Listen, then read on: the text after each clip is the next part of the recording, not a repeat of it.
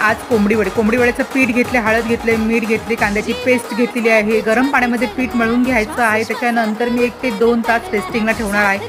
कोळशाची धुरी दिलेली आहे जेणेकरून अजून टेस्ट वाढावी। 1 तासानंतर इथे आपण कोंबडी वडे तयार करायला घ्यायचे आहेत। प्लास्टिक पेपर घेतलेला आहे, त्याला तेल लावून घेतलेलं आहे आणि गोल गोल आकार करून थापून घेतलेले आहेत। मस्तपैकी असे कोंबडी वडे पिठाचे तेल गरम करून घेतलेलं आहे। तेलामध्ये कोंबडी वडा सोडलेला आहे आणि मस्तपैकी तुम्ही बघू शकता मस्तपैकी फुललेला सुद्धा आहे।